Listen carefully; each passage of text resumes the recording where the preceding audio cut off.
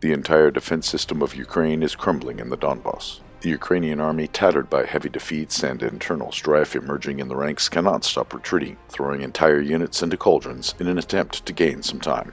The Kiev regime puts its political aspirations over military needs and strategic logic. While losing his own country, Zelensky highlights that the Russian Kursk region remains one of the priority directions. Looking for political benefits in battles on Russian territory, Kiev risks to lose much more.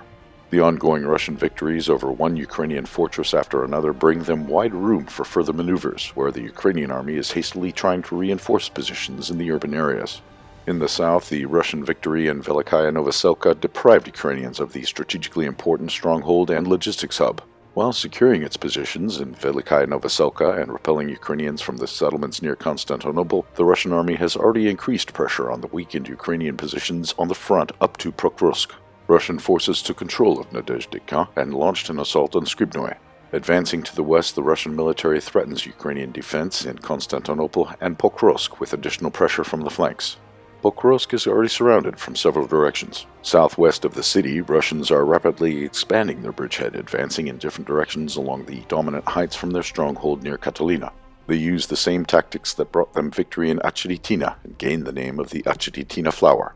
The results of the battles for Tarietsk and Chasov Yar are also clear. In the first stronghold, Ukrainians fiercely resist in their last positions on the outskirts.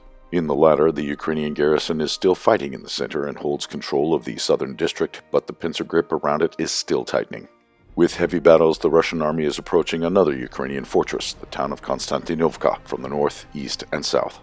Several Russian groups move at once simultaneously on a wide front. Following advice of the NATO military, Ukrainians attempt to contain the advancing enemy with the prolonged urban battles, but despite heavy losses in cauldrons, they retreat, leaving ruins behind. There are only a few cities left to hide from the Russian offensive. Destroying one Ukrainian stronghold after another, the Russian army is approaching the Dnipropetrovsk region.